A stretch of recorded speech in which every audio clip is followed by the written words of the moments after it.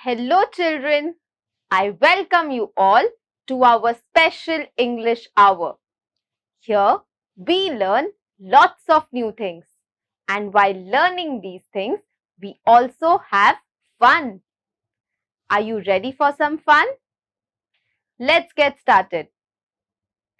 Children, let's read a story from our textbook. The name of the story is The Selfish Giant. Please open page number 108 from your textbook. Now I will be reading this story and I request you to point at the words as I read them. And if you don't have a textbook, listen to me carefully. Every afternoon, as they were coming from school, the children used to go and play in the giant's garden. It was a large, lovely garden with soft green grass. Here and there, over the grass, stood beautiful flowers like stars. And there were 12 peach trees that in the springtime broke out into delicate blossoms of pink and pearl, and in the autumn bore rich fruit. The birds sat on the trees and sang so sweetly that the children used to stop their games in order to listen to them. How happy we are, they cried to each other. This is a story about a giant. Do you know what a giant is? A giant is a huge man. So in this story, the giant used to live in a beautiful house, and outside his house, he had a beautiful garden. The children in the story used to come and play in this garden after their school. This garden had beautiful peach trees. In winter or in spring, this tree had beautiful pink colored flowers, and in autumn it had rich fruits. Children loved playing in this garden. One day the giant came back. He had been to visit his friend the Cornish ogre and had stayed with him for 7 years. After the 7 years, he determined to return to his own castle. When he arrived, he saw the children playing in the garden. "What are you doing here?" he cried in a very gruff voice, and the children ran away. "My own garden is my own garden," said the giant. "Anyone can understand that, and I will allow nobody to play in it but myself." So he built a high wall all around it and put up a notice board. "Trespassers will be prosecuted. He was a very selfish giant. Now, the giant had not been living in his castle for the past 7 years. He was visiting his friend. But after 7 years, he was determined and he had decided to go back to his castle. After 7 years, when the giant returned to his castle, he saw that there were children who were playing in his garden. And the giant did not like this.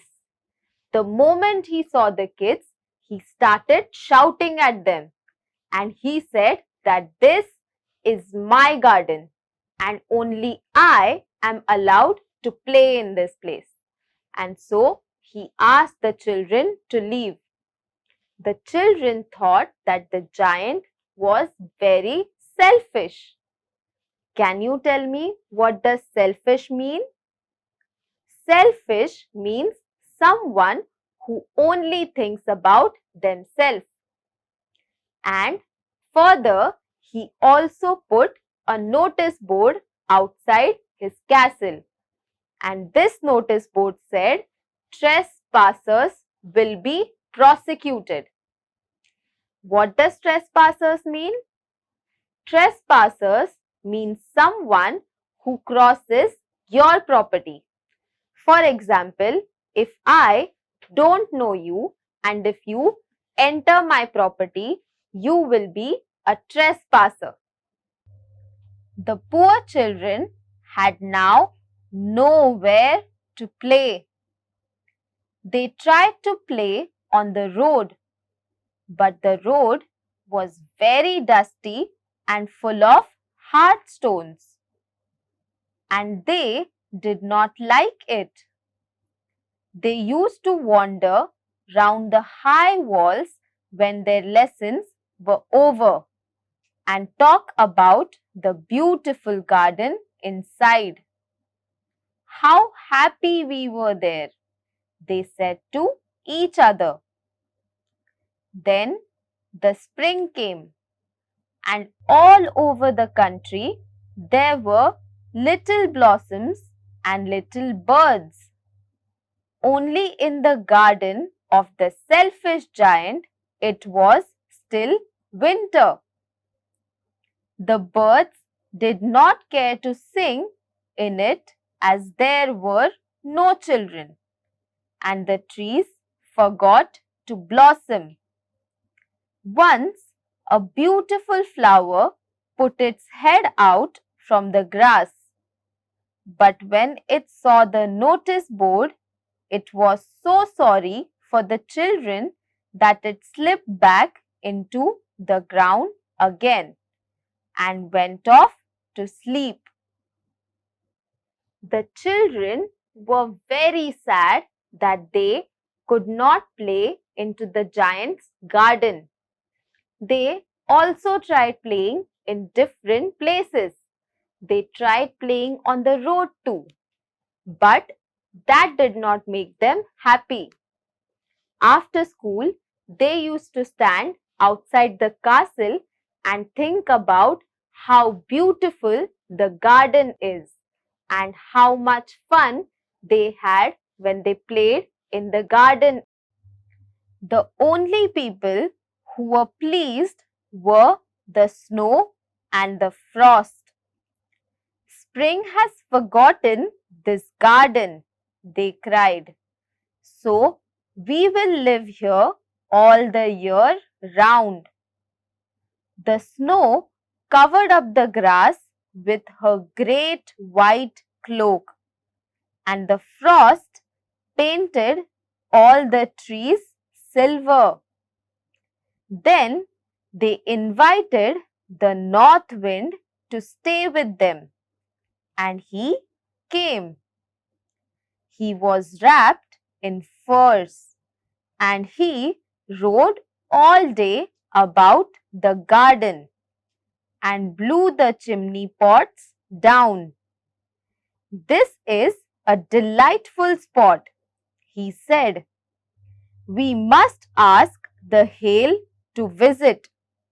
So the hail came. Every day for 3 hours he rattled on the roof of the castle till he broke most of the slates, and then he ran round and round the garden as fast as he could go. He was dressed in grey, and his breath was like ice. I cannot understand why the spring is so late in coming, said the selfish giant as he sat at the window and looked out at his cold white garden. I hope there will be a change in the weather. But the spring never came, nor the summer. The autumn gave a golden fruit to every garden, but to the giant's garden she gave none. He is too selfish, she said. So it was always winter there. Now the giant was wondering as to why was the spring not coming. He used to sit by his window and look outside it, and he could only see the snow. So he wondered when the spring was going to arrive. But spring did not arrive, and neither did summer. They thought that the giant was very selfish. Autumn also came, and it gave fruits to everyone except the giant. And the north wind and the hail and the snow danced about through the trees. One morning, the giant was lying awake in bed when he heard some lovely music. It sounded so sweet to his ears that he thought it must be the king's musicians passing by. It was really only a little linnet singing outside his window. But it was so long since he had heard a bird sing in his garden that it seemed to him to be the most beautiful music in the world. Then the hail stopped dancing over his head, and the north wind ceased roaring, and a delicious perfume came to him through the open casement. I believe the spring has come at last, said the giant, and he jumped out of the bed and looked out. What did he see? He saw a most wonderful sight. Through a little hole in the wall, the children had crept in, and they were sitting in the branches of the trees. In every tree that he could see, there was a little child, and the trees were so glad to have the children back again that they had covered themselves with blossoms and were waving their arms gently above the children's heads. The birds were flying about and twittering with delight, and the flowers were looking up through the green grass and laughing. It was a lovely scene. Only in one corner it was still winter. It was the farthest corner of the garden, and in it was standing a little boy.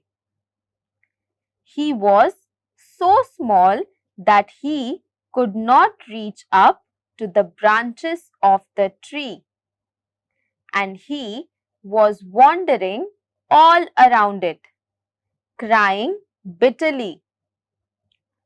The poor tree was still covered with frost and snow, and the north wind was blowing and roaring above it.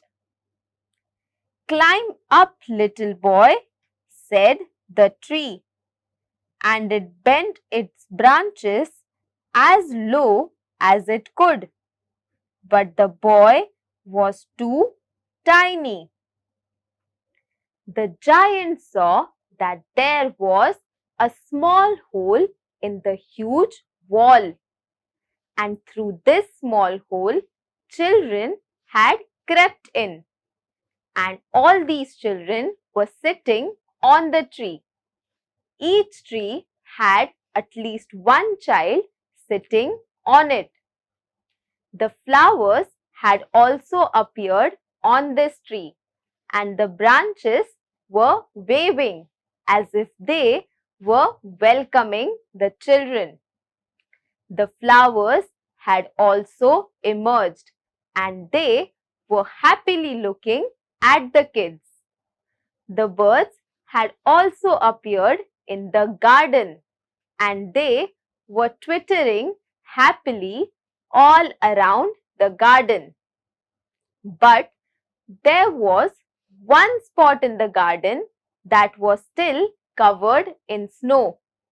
The north wind was blowing loudly. The hail was falling, and it was covered in snow and frost.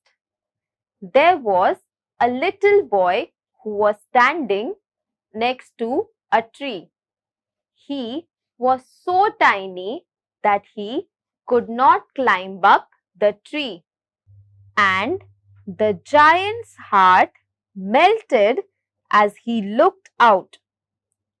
"How selfish I have been," he said. "Now I know why the spring would not come here. I will put that little poor boy on top of the tree, and then I will knock down the wall, and my garden shall be the children's playground forever."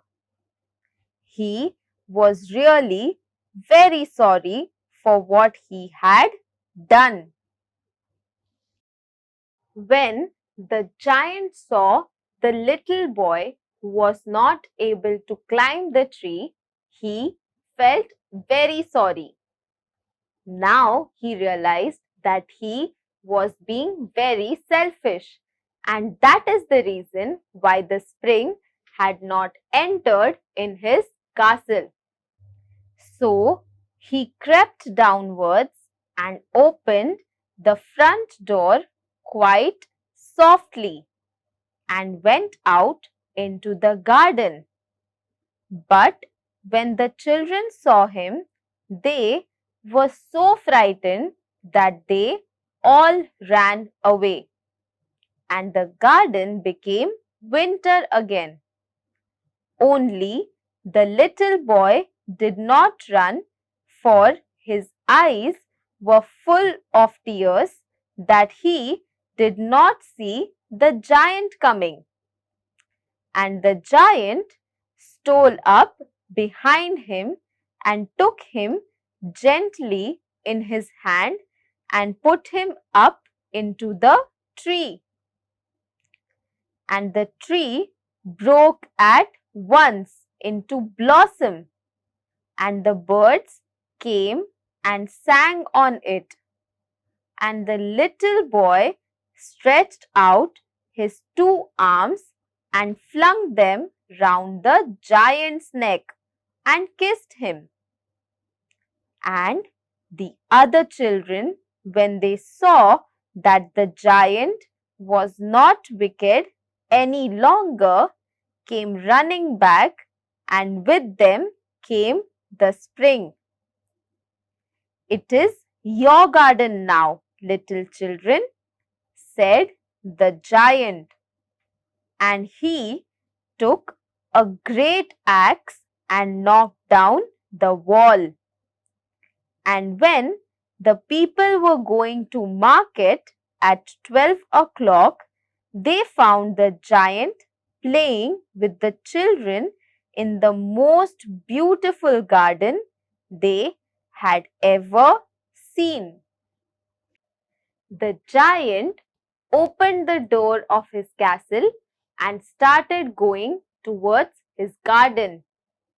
The moment he entered the garden, the children got very scared. They jumped off the trees and started going back outside the garden.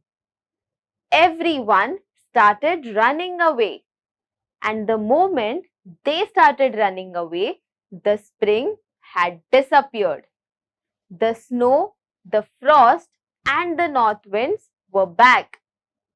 But there was only the small child who had not run away, because he had not seen the giant entering the garden. The giant picked up the little boy very gently and put him on the tree. And the moment he did that, the tree had flowers. The lawn had flowers, and the birds had reappeared and were twittering. The little boy was so happy that he hugged the giant around his neck. When the other children saw that the giant was no more rude, they came back into the garden. The giant had finally understood his mistake and he felt very sorry about it. He told the children that from now onwards, this is your garden and you will always play in this garden. Children, I hope you enjoyed today's session. Today was the last day of our 7th standard. We have had a beautiful journey where we learned many new things. And for that, I would like to thank you all. I would like to thank you all for attending all of these sessions. I wish you all the best. Now, I request you to stay home and stay safe. And please take care of yourselves. Bye bye.